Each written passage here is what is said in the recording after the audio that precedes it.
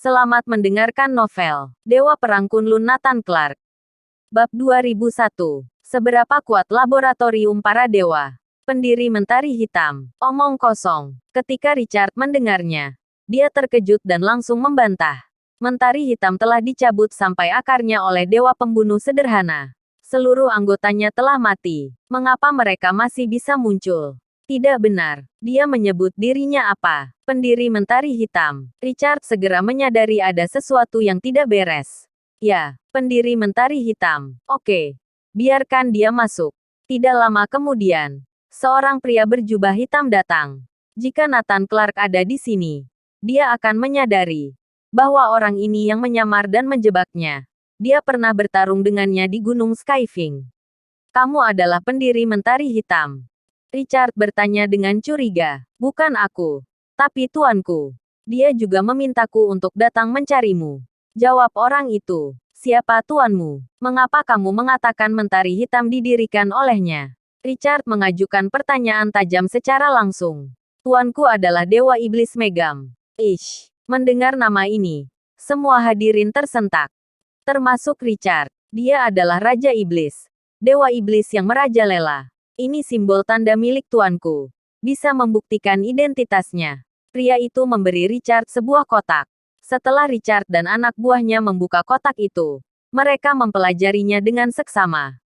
Lalu semua mengangguk. Ini memang dia. Richard mengendalikan informasi tentang Dewa Iblis Megam. Dengan cepat bisa memastikan identitas Dewa Iblis Megam. Tetapi saat ini Richard mengernyitkan kening. Dia tampak bingung. Tapi aku punya pertanyaan. Pertanyaan Richard sebenarnya sama dengan pertanyaan Nathan Clark. Mengapa Dewa Iblis Megam melakukan ini? Mengapa mendirikan Mentari Hitam? Mengapa sekarang mencarinya? Pria itu tertawa. Tuan sudah mengetahuinya sejak awal. Dia memintaku untuk memberitahu kamu sesuatu. Apa? Pria itu melangkah maju dan membisikkan sepatah kata di telinga Richard. Setelah mendengarkan, Richard tertawa. Jadi begitu. Aku mengerti. Tuan Dewa Iblis Megam ingin bekerja sama denganku. Betul. Oke. Tidak masalah. Aku percaya pada ketulusannya. Selamat bekerja sama. Secara resmi Mentari Hitam yang sesungguhnya telah bekerja sama dengan laboratorium para dewa. Akan muncul perubahan baru di masa depan. Pantas saja Dewa Iblis Megam tidak pernah muncul sebelumnya. Karena dia pikir aku tidak cukup memenuhi syarat. Sekarang aku telah menjadi inti dari laboratorium para dewa. Akhirnya dia muncul untuk bekerja sama denganku. Hahaha. Richard menertawakan dirinya sendiri.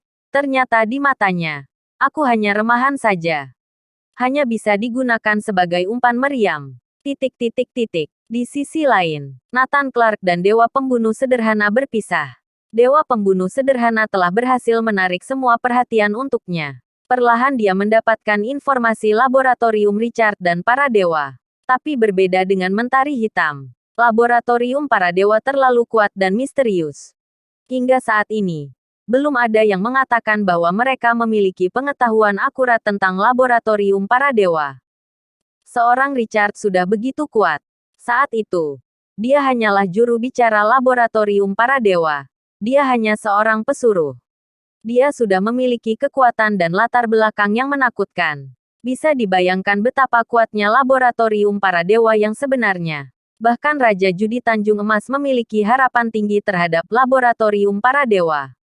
Di mata mereka, laboratorium para dewa adalah keberadaan terkuat di planet ini. Ini bukan kekaguman membabi buta. Ini adalah daya tarik berdasarkan kekuatan terkuat. Seorang Richard saja sulit dihadapi. Bisa dibayangkan berapa banyak kekuatan pendukung yang terlibat di laboratorium para dewa. Misalnya, kekuatan dari organisasi Aspida. Begitu menyentuh laboratorium para dewa, akan memicu reaksi berantai. Mungkin sebelum menyentuh pintu laboratorium para dewa mereka sudah menghadang. Satu hal lagi. Apa sebenarnya yang ada di laboratorium para dewa? Berapa banyak master di dalamnya? Berapa banyak senjata canggih? Semua jumlah tidak diketahui. Nathan Clark tidak tahu bagaimana daya tempurnya untuk menghadapi laboratorium para dewa.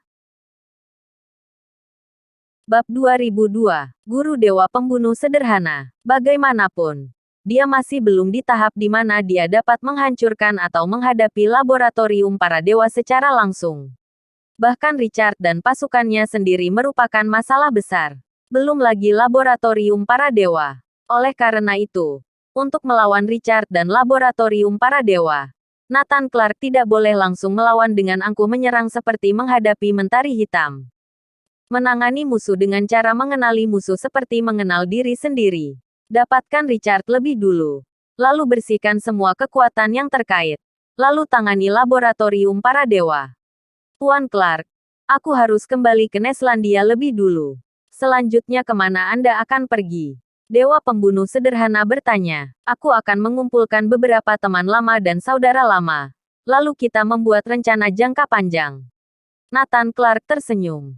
Oke. Jika Tuan Clark membutuhkanku, silakan beri perintah. Dewa pembunuh sederhana telah kembali ke Neslandia. Kali ini, dia kembali dengan terhormat. Neslandia telah menerima berita lebih awal. Ribuan orang menyambut kedatangan Dewa Pembunuh Sederhana. Di era Neslandia yang membutuhkan pahlawan, dia membuat berita gempar. Dewa Pembunuh Sederhana dengan senang menerima semua ini. Menerima kekaguman dan penghormatan orang-orang. Dewan Angkasa dan klan Seiryu pun datang.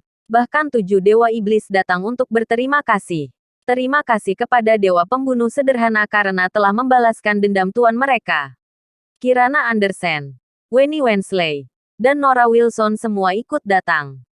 Selama beberapa waktu ini di Dewan Angkasa, mereka menerima bimbingan dari para master. Mereka sudah bisa mengontrol kemampuan mereka sendiri hingga 50 atau 60%. Jauh lebih baik dari sebelumnya. Nora Wilson juga diterima sebagai murid oleh seorang master Dewan Angkasa karena bakatnya yang luar biasa. Dan kekuatannya saat ini juga sungguh menakutkan. Sekarang mereka ditempatkan di lapangan oleh Dewan Angkasa untuk berlatih.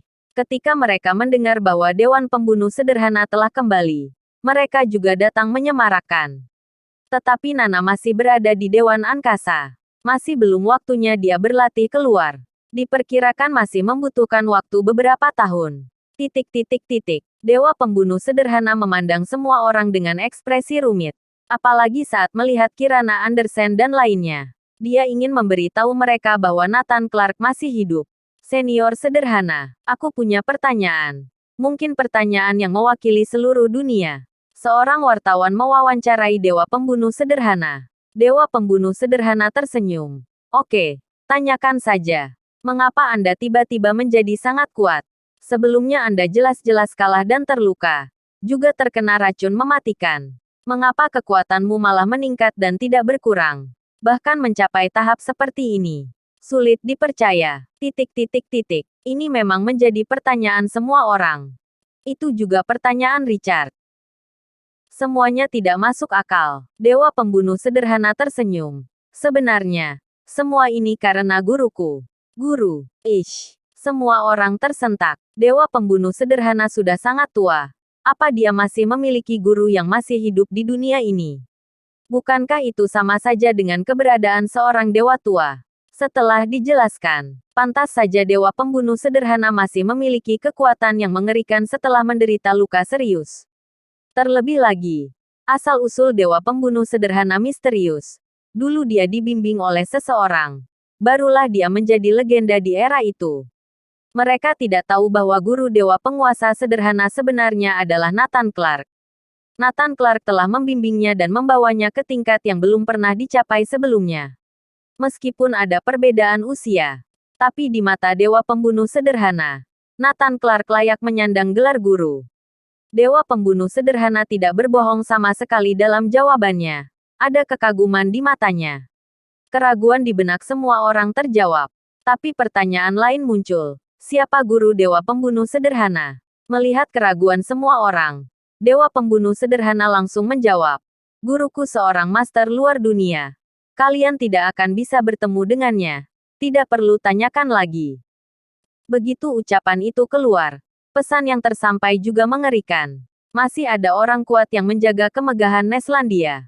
Siapa yang bisa menghentikan Neslandia di masa depan?